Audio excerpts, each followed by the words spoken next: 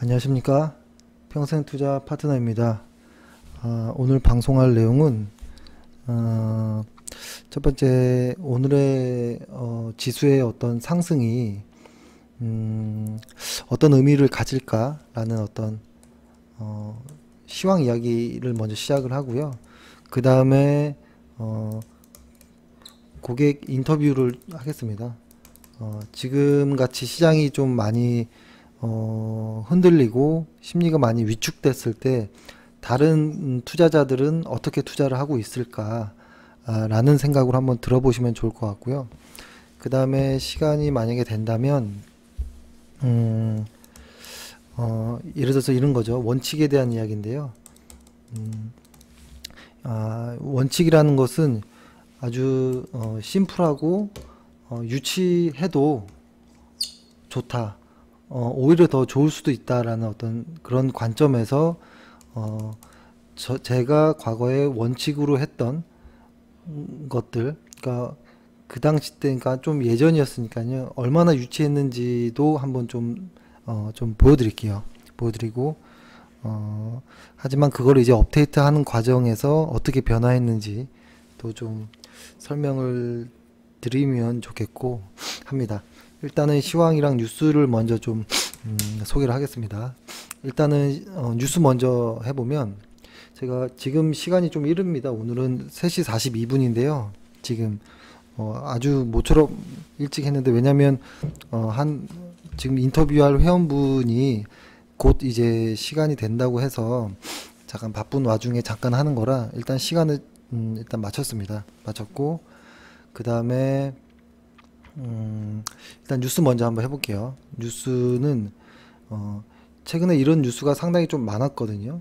코스닥 벤처펀드 출시한다, 중소형주 수급 개선될 것이다 라는 이야기. 근데 이게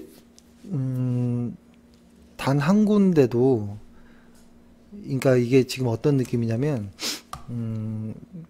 이 뉴스의 이 시선은 예를 들어서 외국인이 있을 거고, 기관 투자자가 있을 거고, 개인 투자자가 있을 건데요, 오로지 기관 투자자들의 어떤 시선에서만 기사가 나온 것 같은 느낌이에요. 그러니까 만약에 이 코스닥 벤처펀드란, 어제도 한 고객께서 저에게 이게 이거에 대해서 물어봤거든요. 그래서 저는 좀 부정적으로 이야기를 드렸습니다. 왜냐면 첫 번째, 펀드는 주식과 같은 부분도 많으면서 상당히 다른 부분도 많거든요. 특히 이제 매매를 하는 과정은, 매매 방식은 많이 다릅니다. 근데 뭐 같은 방식으로 할 수도 있겠죠. 하지만 일단 펀드와 주식은 다른 부분이 좀 있다라는 거 하나와, 그리고 이제 펀드 같은 경우는 정권이 바뀔 때마다 많은 펀드들이 나옵니다. 나와서 이런 어떤 그 한 정권이 계속 유지되면 모르겠지만, 그리고 그 정권의 어떤 정책이 일관적으로 계속 가면 좋겠지만, 아직까지는 그러지 못했기 때문에 어떠한 정권의 의지가 담긴 펀드들 같은 경우에는 오히려 저는 좀 부정적입니다. 이게 기본적으로 펀드라는 것은 한 3년에서 5년 이상 투자할 수 있는 사람들, 그리고 적립식으로 해야 된다라는 거. 그 다음에 또 하나는 이 자금이 언제든 빼면 안 되는 돈들. 예를 들어서 이렇게 되겠죠. 나 자동차 살 돈 3천만 원으로 펀드를 한번 해볼 거야. 그리고 누구는 나 전세값으로 3천만 원 전세값으로 펀드를 해볼 거야 라고 했을 때 전세자금 같은 경우는 펀드를 한다라고 하면 하지 않는 게 좋을 거고요. 자동차는 해도 된다라고 생각하는데, 그 이유가 뭐냐면 시장의 파동이 이렇게 왔다 갔다 이렇게 움직이잖아요. 그때 내가 예를 들어서 코덱스 200 같은 어떤 인덱스 펀드를 했다고 했을 때, 내가 여기에 들어가든 여기서 들어가서 시작하든 여기에서 펀드를 시작하든 여기서 시작하든 간에 결론은 시장이 우상향해서 내가 샀던 금액보다 이 높은 곳에서 팔아야 되거든요.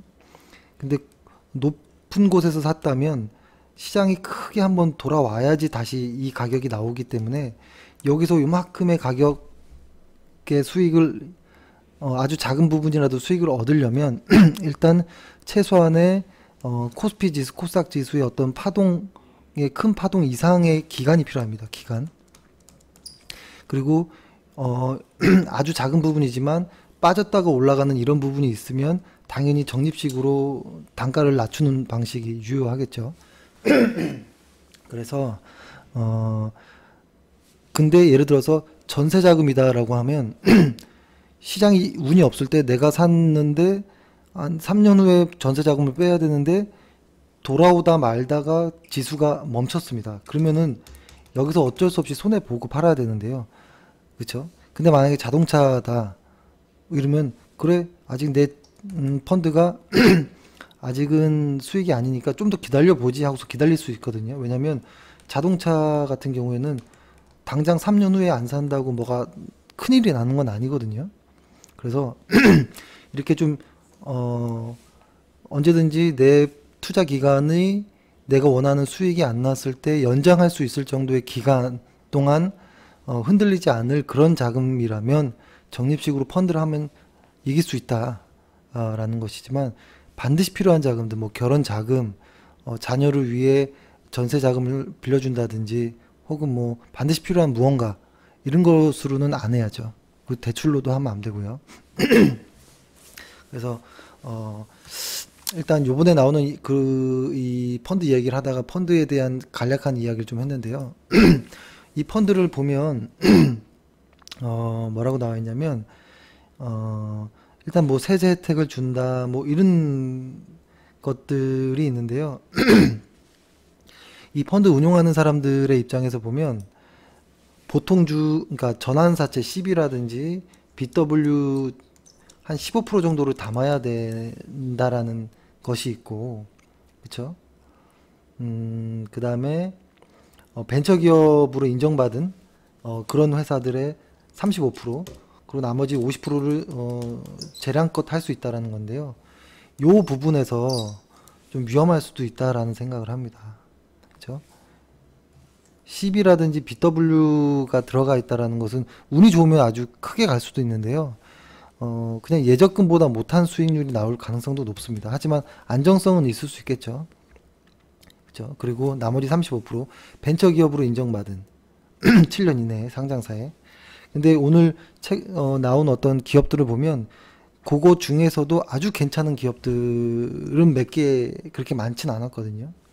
그리고 이제 재량껏이라는 건데 이것은 이제 자산 운용사에게 어떤 상장 공모주 우선 배정받을 수 있는 어떤 특혜가 있고, 그죠? 기관들에게는 개인 투자자들에게는 뭐 소득공제 3천 미만으로 해서 뭐 이렇게 300 정도를 받을 수 있다라고 생각하는데요. 그거를 뺀 나머지를 봤을 때 어차피 개인 투자자분들은 사실 이 이런 특정한 펀드에서 길게 기간을 잡거나 안정적인 어떤 여유 있는 자금이라든가 이런 것이 아니면 이런 특정한 펀드뿐만 아니라 아무리 우량한 펀드라도 펀드와의 금융상품과는 맞지 않다라는 걸 일단 큰 틀에서 먼저 말씀드리고, 그리고 역시 이 운용사들도 코스닥을 살 때 우량한 주식을 살 겁니다. 우량한 주식. 근데 어차피 개인 투자자분들의 많은 비중이 우량하지 않은 종목으로 매수를 하고 있거든요. 그래서 코스닥에 활기를 줄 것이다 라고, 수급의 활기가 있을 것이다 라고 하지만 약간 개인 투자자와 갭이 좀 있을 수도 있겠다 라는 생각이었고, 이것보다는 더 큰 틀에서 일단 펀드라는 것이 어떤 장점만 보고 가입하면 안 되고요. 이 펀드를 내가 버틸 수 있을까 이런 것들 고민해야겠죠. 예를 들어서 3천만 원으로 펀드를 하겠다 라는 생각이라면 3천만 원을 한 번에 거치로 넣는 것이 아니고, 그래 3천만 원을 내가 36개월 약 3년 동안 하겠다라고 하면 3천만 원 나누기 36개월 한 이 자금으로 매월 일정 뭐 1일이든 5일이든 정해놓고 매월 똑같이 불입해서 적립식으로 하는 방법으로 5년 이상 한다면 이길 수 있다라는 것이고, 그 중에서도 특정 섹터에 편중된 펀드보다는 인덱스 펀드라면, 그죠? 인덱스 지수를 추종하는 이런 펀드라면 해볼만 하다라는 것이고, 그 외 게 아니라면 대부분 쉽지 않은 게임일 수 있다라는 이야기를 좀 드리고 싶었습니다. 그러니까 이게 펀드라는 것은 어떤 그 펀드 운용사의 어떤 과거의 어떤 실적이라든지 그 운용사의 철학이라든지 기본적으로 이렇게 보는 것들이 있잖아요. 어느 정도 돈이 모일 것인지, 그 자금이 잘 과거 한 2, 3년 혹은 1년 최근 6개월 안에 잘 어떤 벤치마크를 추정했는지 여러 가지들을 좀 봐야 되는데, 신규로 생기는 펀드는 일단은 좀 꺼려지는 부분도 있습니다. 마치 신규 상장된 주식처럼 우왕좌왕할 때도 많거든요. 그래서 최근에 나오는 어떤 뉴스들이 많은데, 벤처펀드 다시 한번 생각해보고 가입해도 늦지 않다라고 좀 말씀드리겠습니다.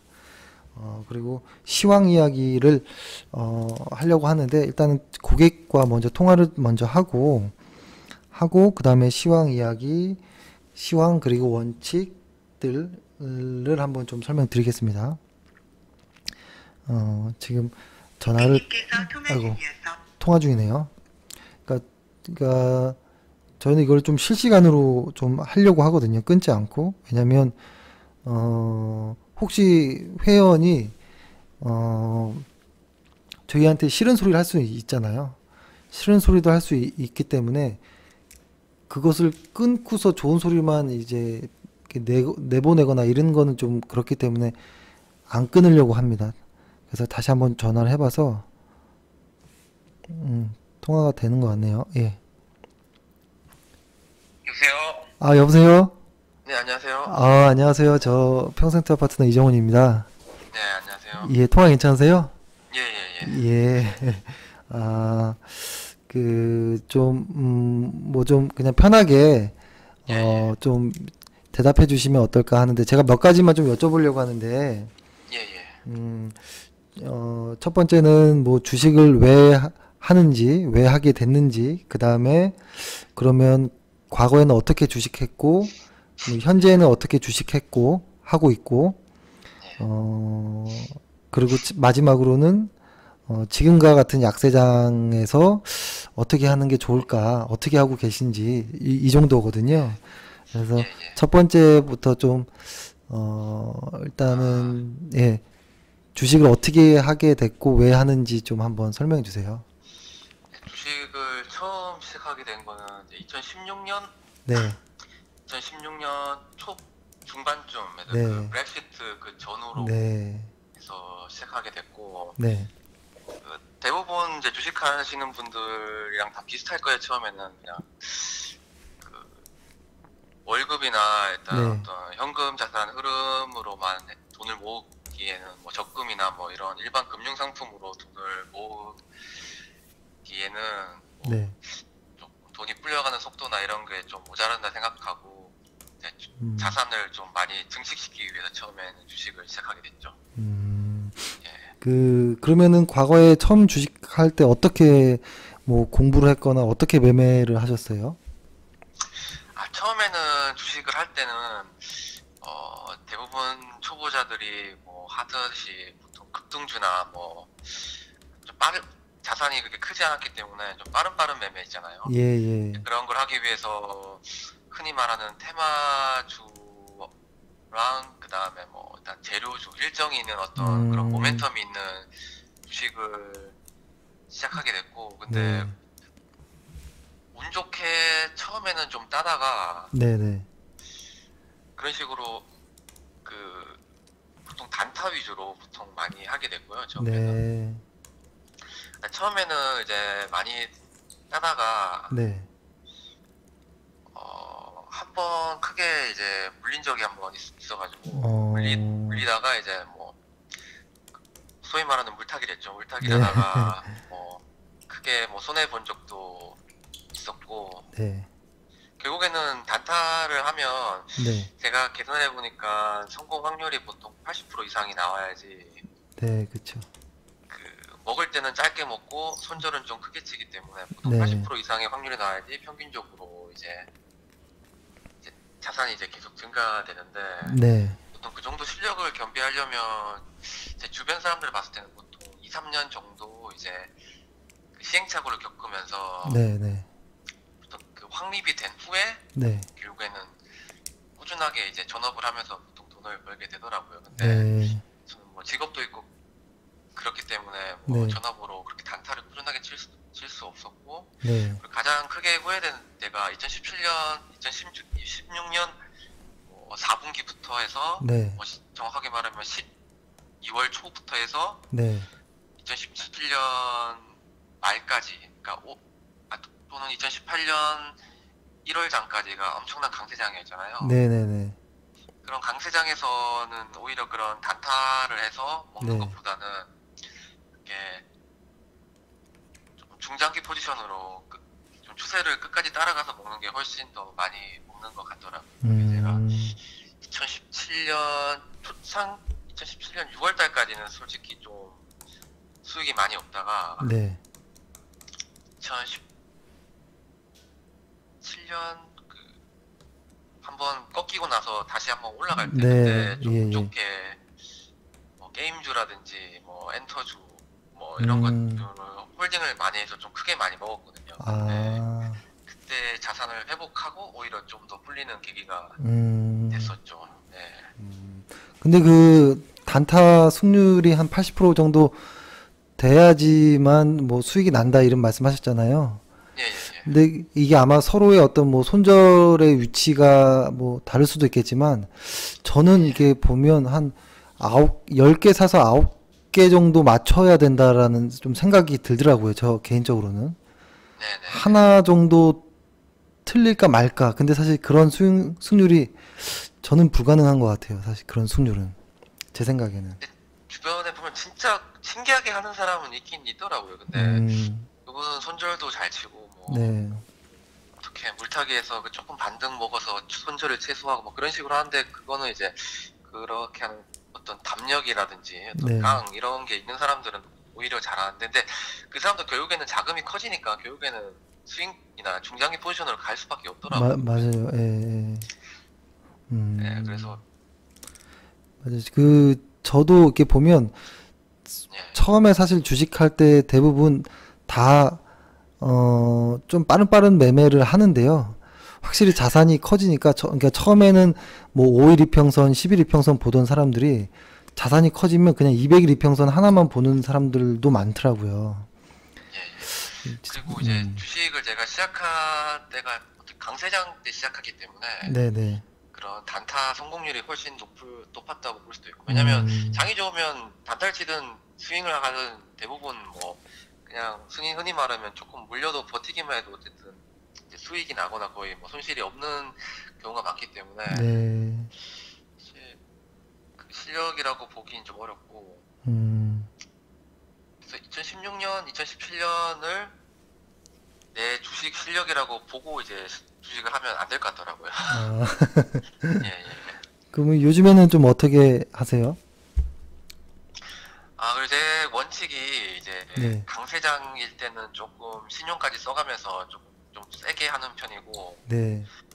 횡보장이나 약세장에서는 절대 신용을 쓰지 않고 네.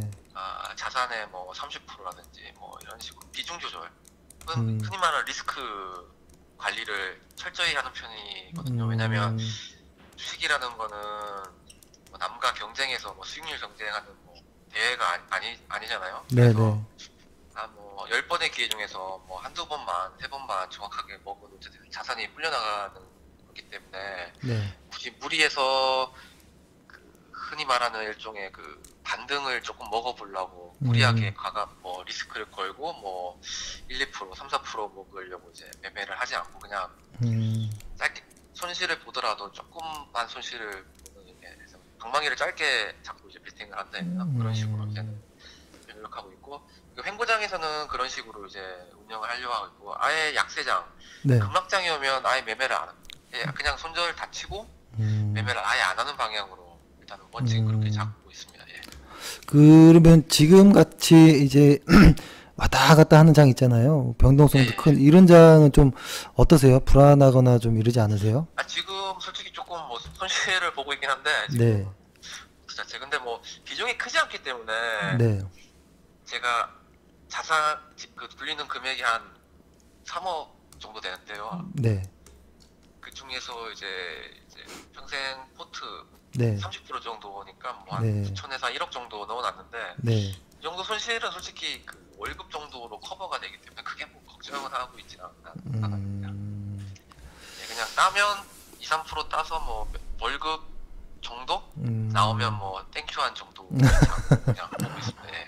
아, 그리고 그 강세장 이렇게 뭐 횡보를 보통 뭐 2, 3년이나 뭐 1, 2년 하다가 좋은 장이 한 번쯤은 나오더라고요, 보니까 이제. 네, 그러니까 그 작년 같이 그런 큰 장은 아니더라도 네, 한 3, 4개월 이제 쭉 올라가는 그런 장이 한 2, 3년이나 뭐 2년에 한 번씩은 보이더라고요. 네, 그래서 그런 장에서만 충분하게 제대로 먹지 않는 그런 마인드를 좀 편하게 하려고 하고 있습니다. 예. 음, 혹시 예를 들어서 지금부터 한 1년 정도를 만약에 횡보한다. 예, 예, 예. 라고 하면 어떨 것 같으세요? 그게 이제 그렇게 확실하게만 된다면 네. 뭐 2, 3년 정도 뭐 행보를 한다고 하면 그냥 남편 ETF에 그냥 음, 적립식으로 넣어서 매매를 와, 반 정도는 그렇게 할 수도 있고 아니면 네네네. 자산에 따라 다른 것 같아요, 그거는. 음, 오히려 이런 횡보장은 자산이 큰 사람들은 오히려 손실이 더 날 수 있기 때문에 안 하는 네. 것도 뭐 좋고 이제 뭐 음, 적립식이나 네. 안전자산이나 뭐 CMA나 이런 걸로 음, 이자를 좀 자산을 조금씩 불려 나가고 네. 강세장이라고 확인됐을 때만 그렇게 해서 뭐 음. 충분히 먹어도 자산 불린 데는 크게 문제는 없을 것 같습니다. 근데 사실 제가 그 선생님이 한 2016년도부터 주식을 하셨다고 했잖아요. 예, 예, 근데 이렇게 이야기 하시는 거 보면 예, 예. 한 10년 하신 분 같아요. 그게 제가 우여곡절이 중간에 좀 많아가지고 예, 주식을 조금 거의 뭐 그 직장은 있긴 한데 뭐 거의 뭐 전업처럼 이제 하다 보니까 네. 그런 어떤 흐름 같은 게 조금 보이는 것 같더라고요. 이게 어떻게 음, 하면 최대한 안정적으로 이제 처음에는 그냥 저도 자산을 좀 적게 시작했기 때문에 네. 확확 늘어가는 그런 어떤 뭐 흔히 말하는 내 자산에 뭐 이걸 넣었으면 몇 프로를 먹고 이러면 그 복리로 계산하잖아요, 계산기로. 네. 처음에는 그런 식으로 막 그 계산을 막 하면서 좀 하다 보니까 이게 너무 변동성이 커지더라고요. 그 이제 음, 계좌에 대한 변동성이 워낙 커지더라고요. 음, 솔직히 지금도 운이 좋아서 이렇게 조금 번 거지. 와, 처음에는 잃었다 땄다 잃었다 땄다 하다가 크게 한 번에 뭐 5, 6천 잃은 적도 있고 음, 그러다가 나중에 좀 운 좋게 좀 많이 회복한 케이스인데 음, 처음에는 실적 좀 안 붙고 조금 위험하게 하다가 그 다음엔 어쨌든 실적 위주로 베이스로 하고 차트를 보고 쓰고 공부를 그러니까 초창기 때 한 1년 정도는 공부를 해가는 단계였고 그 다음부터 공부가 되고 어느 정도 이제 뭔가 제 나름의 원칙이 세워지고 그 다음에 장까지 받쳐주니까 음, 훨씬 조금 더 그러면서 약간 좀 리스크 있게 조금 하니까 그래도 훨씬 더 이득은 많이 나더라고요. 근데 음, 그 이제 리스크가 있게 매매를 하다 보니까 항상 그 조금만의 이제 퍼센트 오차에 이제 그 하락에 좀 민감해지고 약간 마음 졸이면서 일희일비하면서 매매를 하고 그 일상생활도 잘 안 되고 결국에 결과는 좋았지만 만약에 그게 오래 끌고 가지 못하겠더라고요. 손절 라인도 짧게 잡을 수밖에 없고 그렇게 되더라고요. 그러니까 그렇게 하다 보니까 직업도 있고 내가 할 일도 있고 아직 나이도 젊기 때문에 한 10년에서 20년 정도 바라보다 보면 중간에 제 생각에는 한 최소한 4번 정도의 그런 강세장을 4~5번 정도로 만날 수 있지 않나 이런 기대를 가지고 그때마다 금액을 쭉쭉 자산을 확확 늘리다 보면 결국에는 그쵸. 큰 자산이 나름대로의 큰 자산을 가지지 않을까 뭐 이런 생각을 하면서 이제 매매 패턴이 완전 바뀌었거든요. 예. 좀 주식하면서 마음이 좀 편하신가요? 어떠세요? 솔직히 그 자산 그 투자 금액이 그렇게 조금 그러니까 뭐 절대 제 기준에서는 적지 않은 금액이다 보니까 네네. 신경은 쓰이긴 쓰이는데 네. 어쨌든 리스크 관리를 하다 보니까 예전처럼 그렇게 큰 금액을 그렇게 크게 잃는다는 그런 게 없기 때문에 사실은 뭐 좀 마음 편하게 하고 있는 편이긴 해요.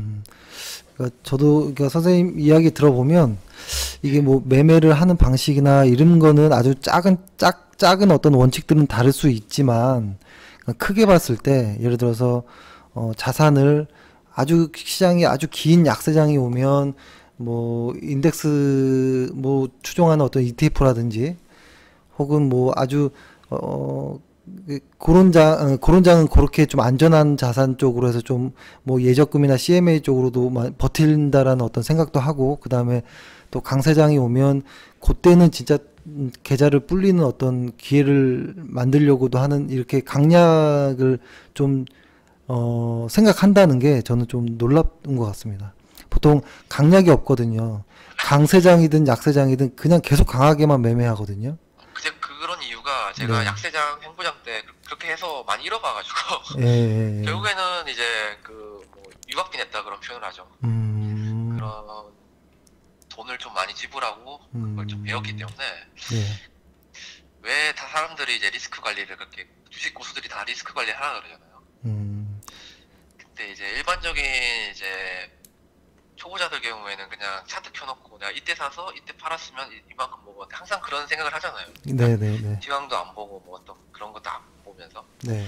저도 그렇게 많이 해서 음, 나는 되겠지라는 그런 마인드로 몇 번 하다가 네. 사실 좀 많이 잃어가지고 아니 저도 그런 식으로 잃어서 회복을 못했으면 저도 주식장을 아마 떠났을 거예요. 네. 예, 뭐 근데 지금은 그나마 좀 자산 조금 불어가지고 안정적으로 조금 할 수 있는 그런 자산 그리고 또 현금 흐름이 좀 들어올 수 있는 그런 게 좀 있어가지고 좀 여유롭게 하고 있습니다. 네. 예. 근데 뭐 선생님은 아마 이제 급여도 많고 하니까 아마 뭐 지금같이 안정적으로 해도 아마 속도는 빠를 거라고 저는 봅니다. 빠를 거라고 보고. 그리고 혹시 예를 들어서 어떤 종목을 아주 좋다라고 생각하는 종목, 뭐 실적도 좋은 것 같고, 뭐 그런데 내가 샀을 때보다 한 뭐 10% 이상 손실이 났어요. 만약에 비중도 실수로 좀 많이 넣고, 그럴 경우는 어떻게 하세요? 그게 이제 결국에는 이제 섹터나 네, 시황상이나 뭐 수급 같은 걸 일단적으로 다 보겠죠 한번. 네, 네, 근데 뭐 시황이 안 좋아서 뭐 그렇게 가면 무조건 손절을 치는 거고요. 시황이 꺾여서 가는 네, 거. 네, 약세장 아니면 근데 혹은 뭐 시장이 어떤 그런 뭐 정치적 이벤트 있잖아요. 네, 브렉시트나 뭐 이런 네, 것 때문에 만약에 그 정도로 떨어졌다 그러면 일단 홀딩을 하는 거고요. 음, 추세 자체가 꺾여버려서 약세장으로 가서 꺾여버렸으면 일단 손절을 치는 게 맞고 뭐 섹터도 봐야 되잖아요. 섹터도 내 네, 섹터가 무너져서 같이 그냥 꺾였으면 그냥 그것도 이제 시황을 그러니까 제가 보는 거는 시황을 먼저 보고 그다음 섹터를 봅니다. 근데 시황도 꺾이고 섹터도 꺾였으면 그냥 어쩔 수 없이 손절을 치고 나와야 되고요. 뭐 그런 식으로 근데 웬만하면 손절을 치려고 하고 있죠. 네. 물량 비중은 어떤 식으로 하세요? 좀 고르게 하세요? 좀 집중해서 어떻게 하세요? 예전에는 뭐 세네 종목 네, 두세 종목으로 많이 했었는데 네, 솔직히 돈을 빨리 벌고 확 늘리려면 네, 그렇게 몇 군데 이렇게 비중 있게 넣는 게 솔직히 많이 벌긴 하거든요. 근데 그거는 이제 리스크가 너무 크기 때문에 네, 그런 방식은 적합하지 않는 것 같고 일단은 뭐 다섯 가지의 그 섹터에서 아니면 혹은 더 적은 섹터 상관없고요. 네, 네, 세네 가지 섹터에 뭐 해서 뭐 종목은 한 7개에서 뭐 8개 정도. 네, 지금까지는 솔직히 그 이제 평생 투자 파트너에서 해주는 포트를 일단은 그대로 따라가고 있고요. 네, 그래서 네, 어떻게 대표님이 어떤 포인트로 뭘 보는지에 대해 뭐 차트를 어떻게 보고 어떤 포인트로 들어가는지를 그냥 보면서 좀 공부 좀 하고 있고 포트를 따라가면서 따라가니까 좀 마음이 편하더라고요. 오히려 포트 따라가니까 공부를 덜 하게 되더라고요. 네, 그래서 나중에 이제 좀 뭐 일적으로 바빠질 상황이 생기잖아요. 몇 년 네, 동안. 뭐 네. 생길 때는 어쩔 수 없이 따라가는 게 좀 맞다 생각해가지고 어떤 식으로 하고 있는지를 제 나름대로 분석을 하고 거기에 대한 믿음을 좀 가지려고 생각을 좀 그런 식으로 좀 보고 있습니다. 네. 네. 일단 뭐 저희를 뭐 믿는지 안 믿는지는 솔직히 모르겠지만, 잘 예, 모르겠지만, 그래도 저는 일단은 선생님이 주식 경력보다 되게 잘한다라는 좀 생각이 자꾸 들더라고요, 이상하게.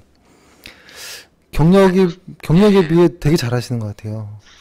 근데 말만 이렇게 하지 수익은 뭐 그렇게까지 뭐 좋지는 않고 있습니다. 아직. 예, 음, 올해 수익은 그렇게까지는 좋지는 않아요. 올해 수익이 올해 2018년도잖아요. 그죠? 한 계좌에 한 5% 정도 된 것 음, 같거든요. 5%. 음. 근데 사실 지금 3월 달은 다 힘들긴 했던 것 같아요. 사실 그죠? 좀 네, 오르락 내리락 반복도 하고 변동도 너무 크고. 근데 사실 이런 장이 제일 스트레스 많이 받긴 하는 것 같긴 하는 것 같아요. 확실히. 근데 뭐 스트레스 받을 이유가 또 생각해 보면 사실 없습니다. 뭐 시장이 언제나 왔다 갔다 하는 거기 때문에. 네, 네, 맞습니다. 음, 돈이 뭐 어디에 묶여 있거나 이게 네, 뭐 빌려 쓴 돈이거나 빨리 늘려야 된다에 대한 뭐 그런 압박감만 없으면 그쵸. 좀 버틸 수 있을 것 같거든요. 맞아요, 맞아요. 그리고 처음에 종잣돈으로 커가는 게 좀 어렵고, 그 기간만 좀 넘어가면 사실 정말 마음도 편해지고, 안전하다고 생각하는 매매를 해도 의외로 돈이 좀 커지는 경우가 있거든요. 예, 근데 거기까지 가는 게 좀 어려운 것 같긴 합니다. 사실. 예, 그래서 그 회원분들께서 작년 장을 생각하고 이제 많이 하실 것 같은데 저는 작년 장이 좀 비정상적이었던 장이니까 그런 생각을 하거든요. 네, 왜냐면 웬만한 종목 사수 대부분 수익이 난 장이거든요. 솔직히 말해서 네, 정상적인 그런 테마주나 뭐 작전주 이런 것만 안 건드렸으면 네, 뭐 대선주나 뭐 이런 것만 잘 안 건드렸으면 네, 솔직히 웬만한 그 섹터가 흐르는 거 아무거나 사면 대부분 좋았을 것 같거든요. 근데 이번에는 세계적으로도 대부분 또 꺾이는 추세고 음, 또 변동성이 워낙 크기 때문에 그쵸. 사실 좀 수익이 크게 작년보다는 크게 나기 어렵다고 보거든요. 그러니까 확실히 시장에서 이게 뭐 시장이 허락해 줘야지 진짜로 수익이 좀 나는 것 같아요. 그래서 그러니까 시장이 만약에 강할 때는 그러니까 시장보다는 저는 이렇게 그러니까 저의 그 목표 기대 수익률 이런 것들을 저도 고객들한테 물어보거든요. 물어보면 뭐 나는 1년에 얼마 낼 거다 이렇게 얘기를 하는데 저의 개인적인 목표는 코스피 지수보다 플러스 나면 일단은 저는 됐다라는 일단 마음은 좀 갖고 있거든요. 예, 그러니까 지수보다는 반드시 이긴다라는 목표로 하긴 합니다. 혹시 선생님은 어느 정도의 목표로 하세요? 저는 뭐 횡보장에서는 한 15% 예, 정도에서 20% 정도 목표를 잡고 있고 네, 강세장이 좀 세게 나오면 한 네, 50% 이상 음, 정도로 잡고 있습니다. 일단, 예. 그쵸, 그것도 좋죠. 근데 아마 뭐 근데 그 목표가 꼭 달성 안 돼도 안 돼도 그렇게 뭐 슬플 필요가 없고 뭐 넘어가도 그렇게 뭐 좋아하거나 이러지 않아도 될 것 같아요. 왜냐면 예, 저도 역시 그 하다 보니까 어 시간을 길게 예, 예, 쪼개 보면 이게 매번 달라지더라고요. 보니까 그러니까 예, 이번 반드시 아주 신기할 정도로 어떤 연도에 계좌가 예를 들어서 한 두세 배 이렇게 커졌으면 반드시 그만큼의 기간 동안 계좌를 안 늘려주더라고요. 이상하게 시장은. 예, 예, 그게 조금 신기하긴 하더라고요. 그래서 저는 만약에 한번 크게 먹었던 장이 있으면 예. 반드시 그 다음 장이나 그 다음 장은 그런 장보다 못하기 때문에 오히려 지키는 게 더 중요할 수도 있겠다라는 좀 생각도 합니다. 네, 막 그건 디펜스의 중요성을 네. 뼈저리 이제 이러고 있죠. 그걸 느끼고 있거든요. 왜냐면 네. 진짜 먹을 수 있을 때 돈이 없어서 못 먹을 수가 있기 때문에. 그렇죠. 예, 그리고 횡보장에서 괜히 에너지를 다 써버리면 네네. 나중에 진짜 강세장이 왔을 때 이게 힘이 없거든요. 네, 혹시 그 뭐 하시고 싶으신 말씀이나 뭐 아니면 네네. 저희 그 다른 회원분들에게도 뭐 하시고 싶으신 말씀 있으시면 해주십시오. 아니면 저희에게 건의하실 것도 있으면 해주셔도 됩니다. 그건 따로 없고 네. 지금 솔직히 그 대부분 사람들이 다 힘든 장이거든요. 솔직히 말해서 이게 네. 정말 전업으로 해서 스캘핑 치는 사람들 아니면 네. 왜냐면 그 스캘핑 치는 사람들은 데일리 트레이딩 하는 사람들은 어쨌든 짧게 먹고 빠지기 때문에 크게 뭐 물리거나 이런 사람들이 없잖아요. 근데 네. 이번 장 같은 경우는 지금 2월 달부터 급락이 왔을 때 네. 지금 물려 있는 사람도 있을 수 있고 네. 최근에 변동성이 크기 때문에 뭐 잘못 들어가서 물려 있을 사람도 있고 막 그렇긴 한데 네. 뭐 손절을 치라 마라는 제가 뭐 할 얘기는 아닌 것 같고 네.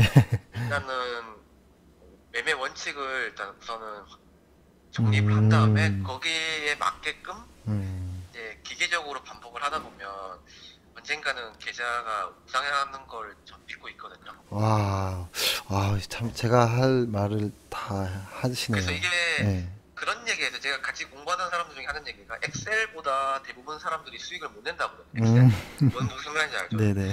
엑셀에 이때 팔고 이때 살고 해서 그냥 기계적으로 이제 직원처럼 이렇게 하면 수익이 나는데 맞아요. 네. 대부분 욕심이나 심리에 휘말려서 시장이 가져다는 수익보다 못 내는 경우가 있단 말이에요. 저도 예전에 맞아요. 그랬고 네. 그래서 이번에 느낀 거는 그냥 기계적으로 그냥 매도 사인하면 그냥 일괄매도 그냥 시장가로 다 네. 불러버리고 뭐 그렇게 되면 그 여기서 설정해주는 그 제시해주는 가격보다 솔직히 말하면 시장가로 사고 시장가로 팔기 때문에 네. 수익이 차가 좀 더 나긴 하거든요. 좀 손실이 네네. 수익률보다 좀 낮긴 하거든요. 네네. 그래도 뭐 그거 감안하고 이제 저는 그냥 그렇게 하고 있습니다. 예. 아이고. 그래도 좋은 이야기 많이 해주셔서 감사합니다. 예, 예. 네. 그러면 뭐 또 다음에 한번 또 개인적으로 또 통화 한번 또 하시죠. 예, 알겠습니다. 예. 예, 들어가십시오. 감사합니다. 예, 고맙습니다. 네.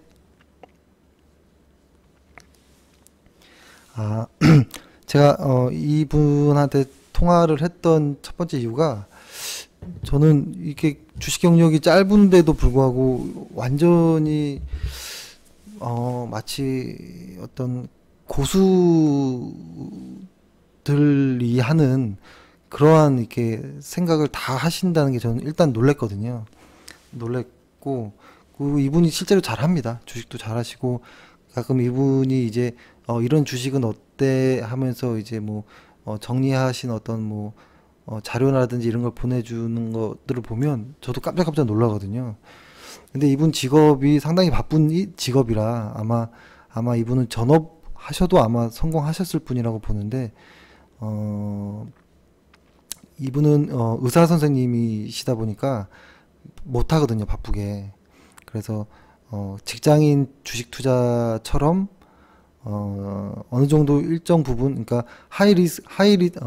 큰 수익보다는 안전한 수익, 그 대신에 변동성 리스크를 줄이는 걸 선택한 걸로 저는 알고 있습니다. 그래서 저는 이분한테 이렇게 고객들이랑 통화하다가 보면 저도 많이 배웁니다. 많이 배우고, 그리고 제가 흔들릴 때 맞다, 원칙대로 하면 되지, 다시 이런 또 마음도 다잡고 하거든요. 근데 이분이 방금 말씀하셨던 것처럼 원칙 정하자라는 이야기를 어디 가나 합니다. 주식은 원칙을 정하자라는 이야기를 하는데요. 이 원칙에 대해서 제가 말씀드릴게요. 원칙을 정하는 거는 어렵지 않다라는 걸 좀 말씀드리고 싶었습니다. 수많은 원칙들이 있을 수 있어요. 사람들마다 수많은 원칙들이. 그 중에서 하나 혹은 두 개만 정하면 되는 거예요.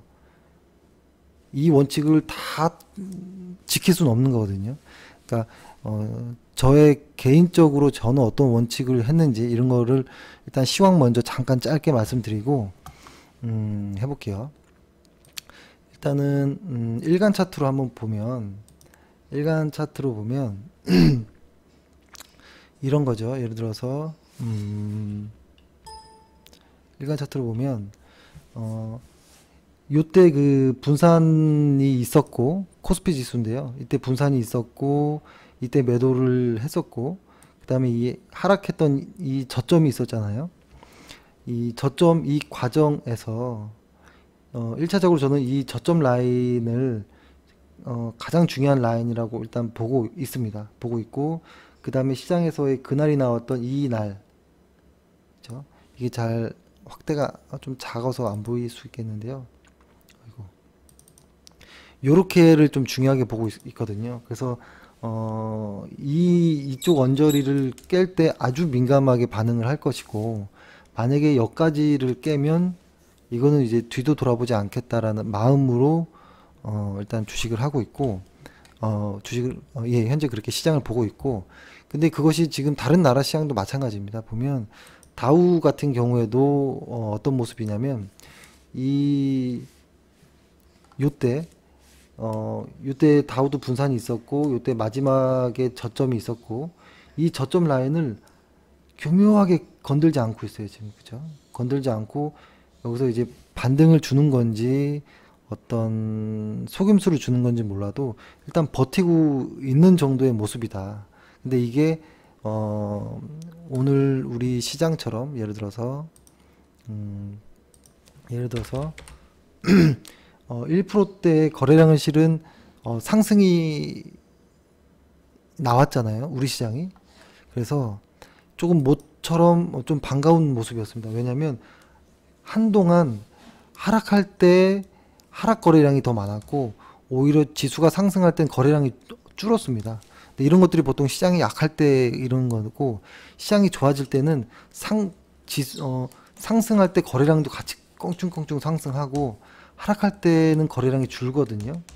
근데 오늘의 어떤 상승에 이거는 반드시 큰 의미가 있어 라고 말하기는 좀 어렵지만 아직은 단정 지을 수는 없지만 오늘의 이 거래량을 실은 상승은 좀 의미가 있어 보인다. 그래서 내일 역시도 좀 의미가 있지 않을까라는 좀 생각을 합니다. 그리고 나스닥 같은 경우에도 비슷한 모습이죠. 이 저점을 깨지 않고 이 그날이 나왔던 이 부분에서 깨졌는데 금방 회복했다라는 게 좀 의미가 있어 보이고요. 그리고 다른 것도 비슷합니다. S&P 500도 비슷한 모습을 좀 띄고 있고 필라델피아 역시도 거의 기계 같은 거의 정확할 정도의 어떤 교재 같은 이런 모습이 나오거든요. 그날이라는 이 부분을 건들지 않는 부분. 그렇죠? 그래서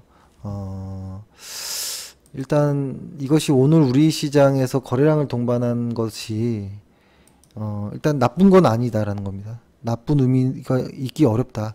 다만 내일 그러니까 오늘 이것이 지금 현재 오늘의 그 코스피 예를 들어서 오늘 코스피 지수가 확대해 볼게요.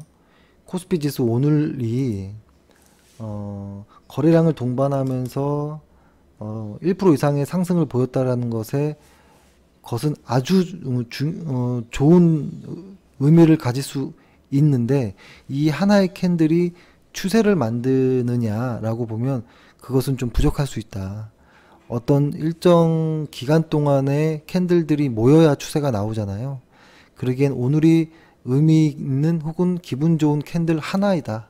첫날이다 라고 보는 것이 어떨까라는 좀 생각을 합니다. 그래서 기분 좋게 좀 보지만 그래도 긴장해야 된다 라는 생각을 하고 그 다음에 이것을 저는 사실 지수를 좀 중요하게 보기 때문에 지수를 여러 가지 의미로도 좀 많이 보긴 하는데요. 그 중에서 아주 조심스럽지만 하나 말씀드리면 이거는 그냥 아주 참고 정도로만 하셨으면 좋겠다라는 것이고, 저는 지수를 중요하기 때문에 지수를 최대한 제가 아는 아주 많은 최대한 여러 가지로 지수를 좀 이렇게 확인하려고 합니다. 뭐 보조 지표들부터 어떤 누군가의 방법들까지 해서 많이 확인하려고 하는데, 그 중에서 저는 일목균형표라는 책을 좀 여기서 나오는 이야기들을 좀 의미 있게 봤거든요. 그걸로 이제 만약에 따져보면 어제 아슬아슬한 어떤 모습이 좀 나오긴 했지만, 일단 일목균형표 상에서입니다. 이것은 저는 소설이라고 이야기를 합니다. 이것은 뭐 어떤 예측, 뭐 예상, 뭐 어떤 소설, 그러니까 한번 생각해 본다라는 겁니다. 마음을 그렇게 먹겠다라는 거지 반드시 이렇게 될 거야라고 우기진 않는다라는 소리입니다. 그래서 일목균형표에 의해서 소설을 써보면 금요일에는 약간의 어떤 전환선과 기준선이 호전되는, 다시 재호전되는 이런 모습이 나올 수도 있겠다라는 생각. 근데 어제의 모습이 살짝 건드리는 모습이 나와서 조금 애매해졌다라는 생각도 하고, 내일까지는 일단 봐야 될 것 같고요. 근데 일단 결론은 시간이 지나서 다음 주 화요일경에는 전환선과 기준선이 좀 모아지는, 좀 강한 어떤 한 무언가가 일목균형표상에서는 좀 그런 이야기를 좀 하는 것 같습니다. 그래서 다음에 저희가 책을 설명하는 이런 거 있잖아요. 지금 주식 도서를 이렇게 영상으로 이렇게 다 찍고 있잖아요. 현재 보면 경제적 해자부터 심리투자 법칙, 고래과 긴조 쭉 이렇게 내려오고 있는데, 여기서 한번 일목균형표를 한번 다루려고 합니다. 그래서 그때 한번 좀 보시거나 미리 책을 사 보셔도 좋을 것 같고요. 그래서 일단은 오늘 아주 기분 좋은 모습이 좀 나왔고, 하지만 역시 아직은 약세장이다라는 게 약세장이라고 보는 것이 좋습니다. 그렇게 좋고, 그 다음에 다우라든지 다른 곳을 봤고, 그래서 일단은 오늘 하루로 시장이 완전 달라졌다 이렇게 보시는 건 위험합니다. 왜냐면 주간 차트로 보면 너무 위험하거든요. 아직도 그렇게 된 거고, 일단은 제가 간단하게 몇 개의 원칙들을 한번 좀 나열을 한번 해보겠습니다. 원칙이라고 하면 뭐 대단한 뭐가 있어야 될 것 같기도 하잖아요. 그러니까 제가 얼마나 유치한 방식으로 주식을 했었는지 예전에 그런 것들을 좀 설명드릴게요. 저는 사실 주간 차트로 매매를 합니다. 저는 개인적으로 주간 차트로만 매매를 하고요. 주간 차트로 매매를 했었죠. 그게 왜 그러냐면, 저는 이 일을 하기 전에는 방송 PD 일을 했었고, 그 다음에 증권회사에서 일을 했었을 때는 시간이 없었거든요. 이렇게 하루 종일 시장을 보지 못했기 때문에 주간 차트로 하지 않으면 주식을 못할 정도였습니다. 그래서 저는 그래서 이런 생각을 했습니다. 예전에 이렇게 힘들게 주식 매일 일봉을 쳐다보고 있느니 그래, 난 차라리 하나 정하자 라고 해서 이 주간 차트 상에서 10주 이동평균선을 깔아서 봤습니다. 예를 들어서 아이고, 저기 10주 이동평균선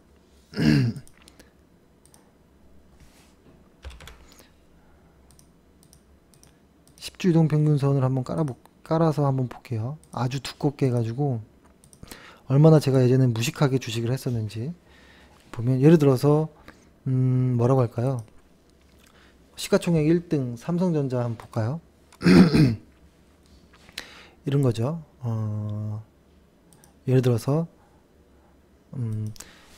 10주 이동평균선 10주, 지금 이 10주 이동평균선은 일봉으로 따지면 50일 이동평균선인 거죠. 주식이 이 파란색 선 10주 이동평균선 위에 있으면 매수, 아래에 있으면 매도였어요. 아주 심플하죠. 다만 플러스 하나 딱 더 더한 것은 지수도 같이 같은 공간에 있을 때, 그러니까 코스피 지수가 10주 이동평균선 위에 있을 때 시가총액 실적 좋은 거든 뭐 나쁜 거든 간에 예전에는 무조건 종목 역시도 10주 이동평균선 위에 있으면 매수였었습니다. 그러니까 이런 거겠죠. 아주 유치하지만 수익이 나는 겁니다. 이 방식도. 그래서 이렇게 확대해 보면 이거는 우상향했던 거고 지난 건데 이거 뭐야 이럴 수 있거든요. 그래도 일단 있는 그대로니까 보여드리면 이런 데서 만약에 매수 주가가 빠지다가 뚫쳐 10주 이평선 그럼 매수 빼면 매도 혹은 버티고 다시 매도 이렇게 될 수 있다라는 거죠. 그러니까 이런 곳에서 매수 매도 여기는 못했으니까 아니고 다시 매수 지금은 매수한 상황이겠죠. 근데 이게 주간 차트이다 보니까 바뀌어요. 그러니까 월요일날 10주 이평선을 깬 것 같은데 화요일 됐더니 다시 회복하고 이런 부분이 있어서 저는 매수와 매도를 보통 목요일이나 금요일날 했었던 기억이 납니다. 끝까지 창을 캔들을 다 보려고. 그래도 헷갈릴 경우에는 종가선 차트를 봤습니다. 종가선 차트를 보면 잘 보입니다. 예를 들어서 요런 구간들이 이렇게 보이죠. 건들지 않고 가는 것들인데 캔들로 보면 마치 10주 이평선을 깨는 모습처럼도 보이는 구간이 많은데요. 이게 만약에 캔들이 마음이 흔들린다면 이렇게 보면 그렇죠? 이렇게 보면 약간 건드리는 모습들이 이렇게 나오거든요. 근데 종가선 차트로 보면 약간 종가로만 보기 때문에 마음이 좀 편해질 때가 좀 있습니다. 이런 것도 하고 그 다음에 예전에는 어떤 정도로 유치한 것도 했었냐면 제가 왜 이렇게 바보 같지만 유치할 정도로 유치한 이런 이야기를 드리냐면 원칙을 정하는데 너무 어려워하시기 때문에 말씀드리는 거고 저는 이런 것도 했습니다. 예전에 이렇게 동그라미 그립니다. 동그라미를 그려서 저는 이것을 태양이라고 생각을 했고요. 태양. 햇빛이 이렇게 비치는구나. 이렇게 생각을 했습니다. 하고 이거는 산이다. 라고 생각했습니다. 산. 그러면은 나의 매수 구간은 이 햇빛이 비추는 구간까지만 매수하자라는 거였어요. 그렇게 따지면 요 언저리 정도부터는 햇빛이 안 비치는 요런 음지가 조금씩 나오고 이 이후부터는 아예 여기는 햇빛이 안 닿는 곳이죠. 매매를 안 하는 것이죠. 이렇게 되면 유치하지만 이렇게도 했었습니다. 몇 가지 종목을 예를 들어 볼까요? LG화학. 아이고. LG화학을 보면 만약에 태양을 하나 그립니다. 아주 유치하지만 근데 이거가 있어요. 이거를 할 때는 주간 차트로 꼭 해서 좀 길게 보시는 걸 권해드리고 그 다음에 이 태양의 위치를 어디다 그리냐라고 하면 한 2, 3년 전 정도에다가 저는 그렸습니다. 예를 들어서 지금 이때니까 1년, 2년, 3년 정도 그냥 대충 위에다 그립니다. 이렇게 대충 위에다 그리고 대충 그린 겁니다. 그리고 생각하는 겁니다. 여기 구간은 태양이 왔겠구나. 근데 요 언저리는 태양이 오지 않는 구간이 발생했겠네. 여기는 매수하지 말아야지. 그리고 다시 이 이후부터는 태양이 비춰겠다. 그러면 여기는 매수. 그 다음에 여기 꺾여지는 부분은 태양이 닿지 않았겠네. 매수하지 말아야지. 이렇게도 생각했는데요. 이거 나중에 이제 지나고 나서 좀 알았지만 그러니까 이런 방식은 제가 캔들을 처음 접했을 때였습니다. 캔들을 처음 HTS를 거의 처음 접했을 때 여서 좀 유치했지만 지나고 나 보니 어떤 생각이 드냐면 한 2년 3년 정도의 이런 전고점들의 영향권 안에 있는 구간에서는 쉽지 않을 때가 많구나 라는 것들 이런 것들이, 그리고 그런 부분에서는 그런 부분 근처에서 전고점을 돌파하는 구간에서 강한 시세가 나올 때가 있구나. 그리고 일정 부분 지나서 꺾이는 게 당연한 거구나. 이게 계속 가는 건 아니구나. 뭐 이런 것들을 좀 이제 느끼는 거죠. 그래서 태양을 그릴 정도로 유치한 방법도 써봤다. 그러니까 이게 워낙 오직 다터했으면 이렇게 했겠습니까? 유치하게 태양을 그리고. 그렇죠? 그러면 예를 들어서 아무거나 한번 해볼까요? 뭐 다른 주식 오늘 아무거나 해볼게요. 오늘 많이 올랐던 업종이 뭐였냐면 오늘 많이 올랐던 업종이 중공업 쪽이 많이 올랐거든요. 중공업에서 가장 오늘 현대중공업이 많이 올랐어요. 오늘 현대중공업.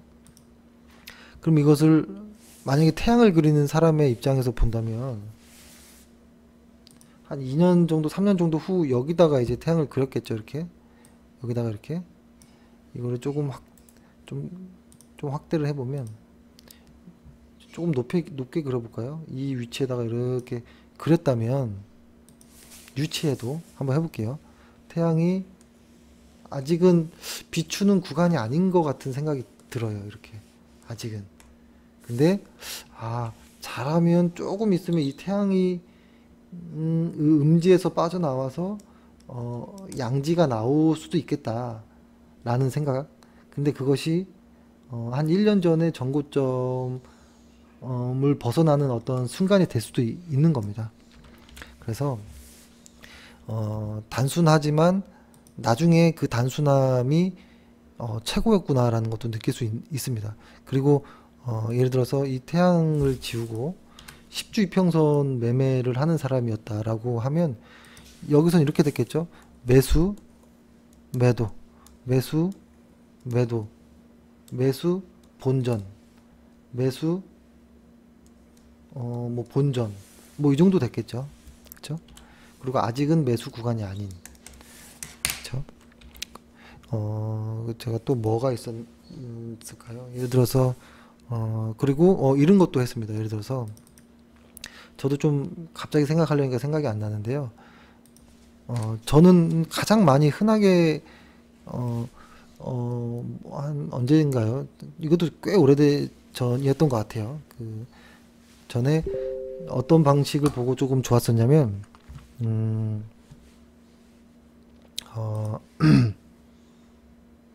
잠시만요. 어떤 방식을 저 혼자 스스로 이렇게 찾고서 만족을 했었냐면 이거였습니다. 월간 차트, 주간 차트, 일간 차트를 같이 보는 것에 같이 보는 사람이 많지 않았었거든요. 제가 예전에 했을 때는. 그때 저 혼자 월간, 주간, 일간을 같이 보는 것에 와 나는 굉장한 걸 배웠어, 얻었어 이런 생각도 했었던 적이 있고, 그리고 이 월간 차트에서 지수를 똑같이 하는 겁니다. 월간 차트에서도 10이라는 이평선을 깔고 주간 차트에서도 10, 일간 차트에서도 10, 그리고 만약에 이 위에 어떤 보조지표를 깔아도 수치를 똑같이 해서 똑같이, 그러니까 월간, 주간, 일간 차트에서 똑같은 어떤 발생 신호가 나왔을 때 매수하자 이런 것도 했었습니다. 근데 다만 모든 원칙은 뭐였냐면 일단 지수가 우상향하는 거였고, 지수가 우상향할 때 실적이 좋은 주식이었을 때는 무조건 기본 전제입니다. 그 다음에 단순 타이밍을 잡는 거는 다양하게 할 수 있다라는 거고요. 예를 들어서 뭐 아무거나 해볼까요? 최근에 뭐 파라다이스다 라고 하면 이런 거겠죠. 예를 들어서 이런 거죠. 월간 차트 상에서 요 가운데, 그러니까 사실 이 보조지표를 일부러 좀 말씀 안 드리는 거는, 보조지표는 처음부터 하다 보면 보조지표만 보기 때문에 일부러 말씀 안 드리는 거고요. 그래서 이 보조지표의 중앙선을 넘을 때, 이 보조지표의 중앙선을 넘을 때 매매해야지, 뭐 이렇게 단순하게 한다든지, 혹은 이 보조지표 과매도 구간을 벗어나고 그 다음에 순차적으로 플러스 이 보조지표 중앙선을 뚫을 때 사야지.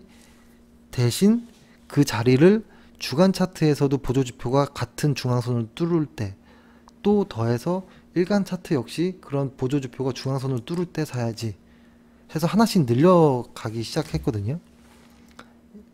그러니까 되게 유치한 방식인 거죠.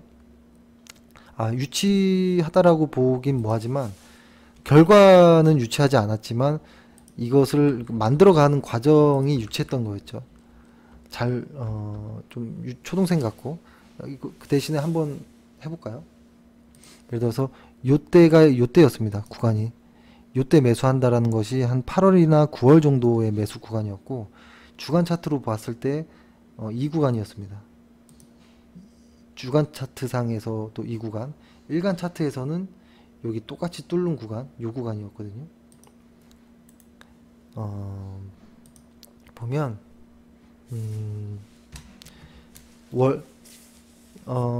일간 차트와 주간 차트와 월간 차트가 같은 어떤 방향을 가질 때 저는 강하게 튀어오르는구나라는 걸 좀 경험적으로 좀 느꼈는데요. 근데 이거를 마치 어떤 논리로 그렇게 해? 라고 물어보면 답답합니다. 왜냐면 저 역시도 이거를 찾기 위해서 뭐 여러 가지를 많이 본 적이 있습니다. 근데 그 중에서 뭐 프랙탈 이론도 공부해보고 여러 가지 과거의 어떤 수열들 또 공부를 해보면서 느낀 게 그냥 하자 이거였습니다. 이것을 논리를 만들려고 하다 보면 반드시 한두 군데 허점이 나오더라고요. 그래서 중요한 것은 논리를 만들어서 멋지게 보이는 것이 아니고 원칙을 만들었으면 원칙을 지키는 게 더 중요하지. 그 원칙의 승률이 뭐 80% 이상 되는 것이 뭐 이런 것도 중요하겠지만 그 원칙의 어떤 과학적으로 아주 치밀하고 딱 부러지는 이런 건 없다라는 겁니다. 아직까지 주식시장에서.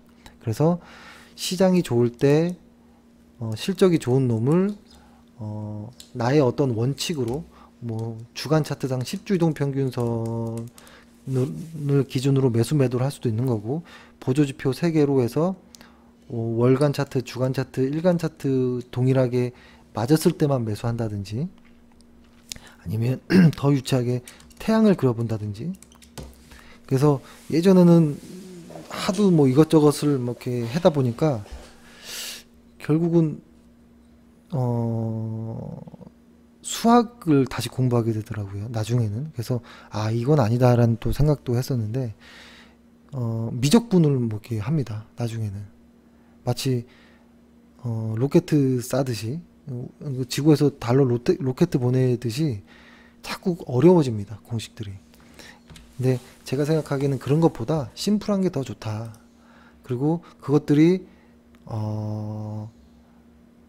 기본은 실적이 좋고 지수가 우상향한다면 아주 심플한 어떤 매매 방식일 때 수익률이 강력해질 수 있다라는 겁니다. 근데 사실 이렇게 말은 쉽지만 저도 뭐 좀 여러 가지 시행착오도 많이 겪었거든요. 근데 시행착오를 겪어야 됩니다. 시행착오를 안 겪고는 해결이 안 됩니다. 주식시장에서. 그래서 시행착오를 겪다 보면 주식시장이 무섭구나, 완벽한 건 하나도 없구나 라는 생각을 들고, 그렇기 때문에 비중을 지키게 되는 것이거든요. 비중을 지킨다라는 것은 5개 종목에 20%씩 만약에 매수를 했다라고 하면, 그죠? 이렇게 왜 똑같이 하냐면 이 중에서 누가 강하게 가고 누가 빠질지 모르기 때문이에요. 그러니까 나의 원칙을 대로 매수를 했지만 그래도 불구하고 완벽한 건 하나도 없기 때문에 주식에서는 누가 위로 갈지 아래로 갈지 모르기 때문에 비중을 고르게 분산하는 겁니다. 이 안에서 수익은 길게 손실은 짧게 이렇게 잡고, 그래서 보면 큰 틀은 원칙을 단순하게 만들고 단순한 원칙을 지키는 것이 가장 중요하다. 원칙은 멋있을 필요가 없다라는 것이 저의 의견이고, 단순한 원칙도 상관없습니다. 그리고 처음에 하실 때 이런 분도 많아요. 처음에 할 때 20일 이평선, 5일 이평선을 가지고 서로 골든크로스, 데드크로스 할 때를 한다든지, 혹은 뭐 5일 이평선 매매, 5일 이평선 뚫으면서 하고 팔면 매도하고, 뭐 여러 가지가 있을 수 있는데요. 이런 원칙도 저는 뭐 나쁘지 않다고 보는데요.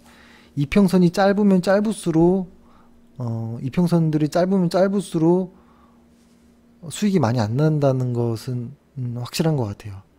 이평선이 짧으면 짧을수록 바쁘기만 하지 길게 보면 실패할 확률이 높다. 그래서 이평선이 긴 게 좋다. 그러니까 제가 주간 차트에서 10주 이평선을 본다는 것은 일간 차트에서 50일 이평선 혹은 60일 이평선을 본다라는 의미거든요. 그리고 월간 차트에서 10월 이평선을 본다라는 것은 일간 차트로 따지면 200일 이평선을 본다라는 소리거든요. 저는 이평선을 좀 긴 거를 선호합니다. 긴 거를 선호합니다. 하나만 딱 200일 이평선을 가지고 한 번만 얘기해 볼게요. 예를 들어서 여기다가 200일 이평선 하나만 깔아 볼게요. 시간이 꽤 됐는데요. 이제 좀 마무리 할게요. 200일 이평선을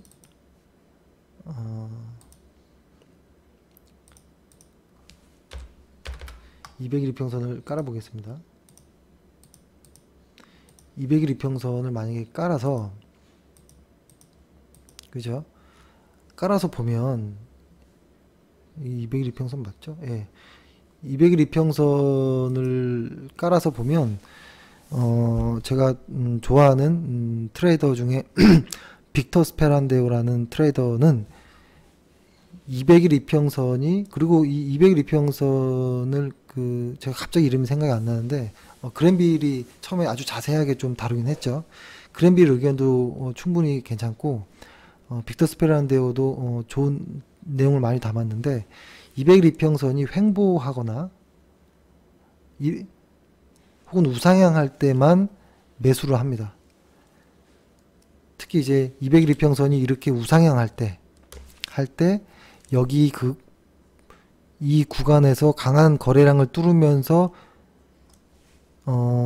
주가가 튀어 올라가는 것들은 여기에서 상당한 많은 매집 물량들이 모이거든요. 이거는 나중에 결과적으로 저도 깨닫게 된 것이지만, 그리고 이것이 200일 이평선을 깨고 내려가는 이 순간까지 여러 가지 굴곡들이 엄청 많거든요.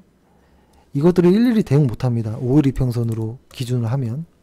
그래서 빅터 스페란데오는 나의 주식이 200일 이평선 위에 있다면 나는 매도하지 않겠다라는 이야기도 했거든요. 하지만 이것도 가장 기본은 시장이 좋아야 되고 실적이 좋은 주식이어야 된다는 겁니다. 그렇죠? 그러니까 200일이면 대충 한 1년 정도의 그 회사의 어떤 주가인데요. 그 이평선, 장기 이평선이 우상향이라는 거는 그 회사가 장기적으로 쭉 간다라는 소리입니다. 그리고 보통 보면 200일 이평선과 주가의 이 괴리가, 그죠? 한 100% 이상 넘어가 버리면 이익 실현해도 괜찮다라는 의견도 있고, 저 역시. 근데 오히려 100% 미만까지 주가가 올라갔는데 이렇게 눌림을 줄 때는 실적이 좋고 우상향하는 이평선 안에서는 충분히 눌림목으로 활용할 수도 있다라는 것도 있거든요. 근데 이 여러 가지 것들은 나중에 많은 책들을 보고 다양한 어떤 것들이 좀 이렇게 취합되다 보면 느껴지실 수도 있고 다른 것이 발견될 수도 있는데요. 일단은 이동평균선으로 기법을 어떤 나의 방식을 잡겠다라고 할 때는 장기 이평선이 낫다라는 것입니다. 뭐 다른 것들도 한번 보면 아모레퍼시픽, 그렇죠? 예를 들어서 그렇죠? 200일 이평선 좋죠. 삼성전기도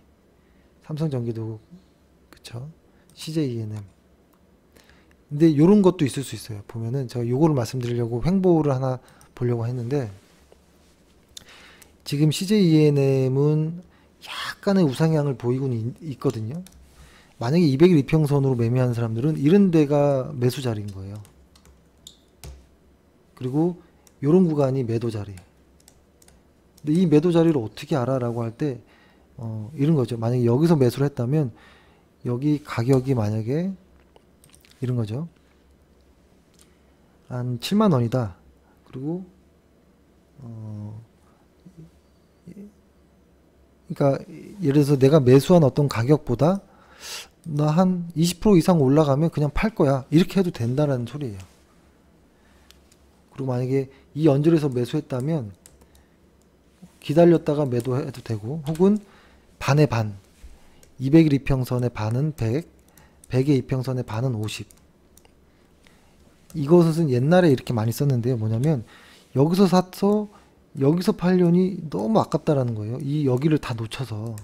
그리고 또 여기서 사서 또 여기서 하려니 이거 뭐 산 것도 아니고 판 것도 아니고 뭐 이런 생각이 들 수 있다라는 거죠. 그래서 살 때는 무거운 거 이평선을 뚫었을 때, 200일 이평선을 뚫었을 때, 팔 때는 가벼운 이평선을 깼을 때, 그러니까 반의 반이면 50일 이동평균선을 깼을 때 매도. 이 방식이 이평선들을 처음 이제 국내에 들여와서 할 때, 아마 2000년 초반,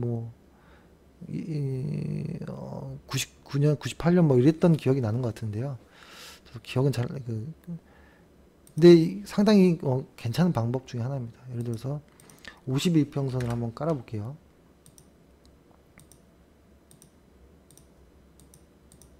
예를 들어서 이런 거죠. 200일 이평선을 뚫었을 때 매수하고 50일 이평선을 깨면 매도. 그러면은 조금 더 수익이 나는구나. 근데 다시 50일 이평선을 뚫으면 다시 매도. 이렇게도 했고, 아니면 기다렸다가 다시 200일 이평선을 뚫을 때 이 언저리에서 예를 들어서 샀다면 여기서 매도. 이런 것들의 어떤 방식들이 많아진다라는 겁니다. 늘어나는 거고. 최근에 종목 코스맥스로 한번 해볼까요? 코스맥스로 해보면 이런 거겠죠.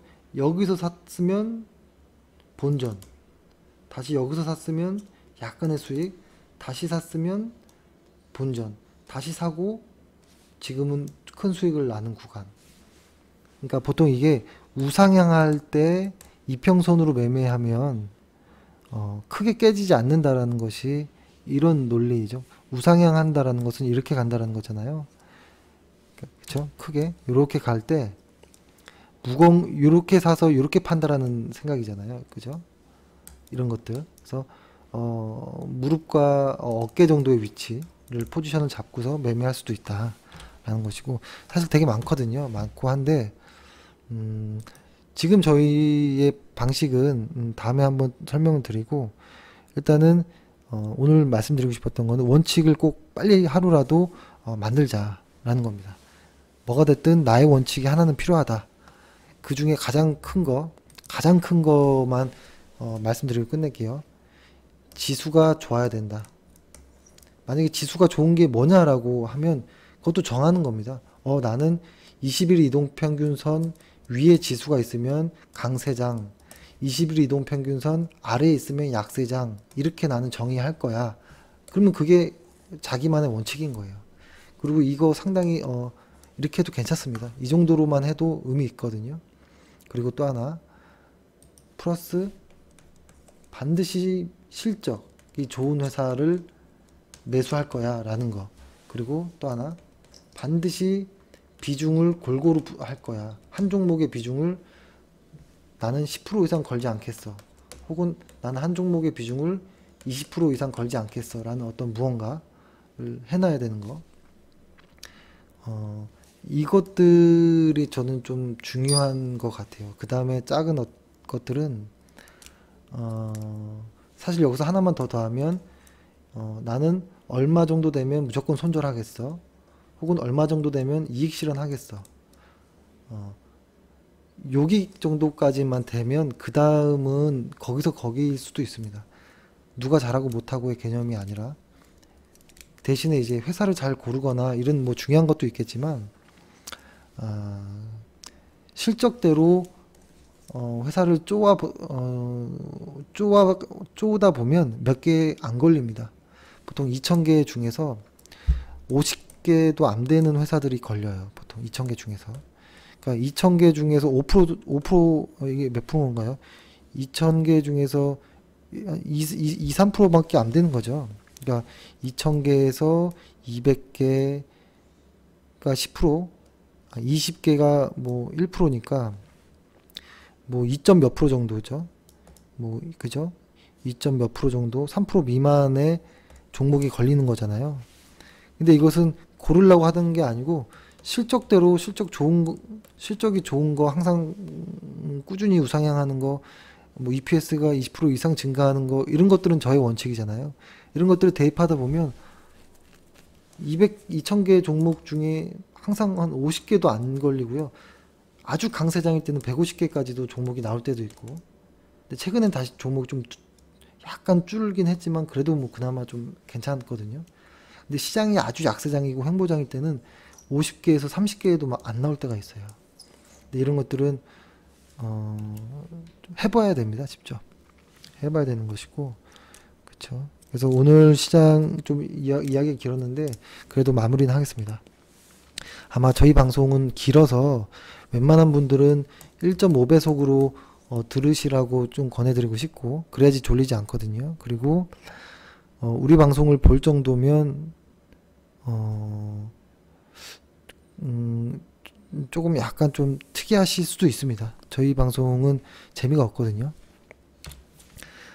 그래서 정리해보면 시장은 오늘 어떤 거래량을 동반한 상승이 보였는데 아주 기분 좋은 상승이었다. 다만 이것은 첫날이다. 추세를 보기 위해서는 아직 부족하다라는 거. 그 다음에 한 회원의 인터뷰에서 보면 원칙이란 이야기도 했고, 그죠? 강세장에서는 제대로 하고 약세장에서는 좀 쉬어줄 수도 있는, 강약을 조절할 줄도 알아야 된다라는 정도. 그리고 원칙은 심플할수록 좋다.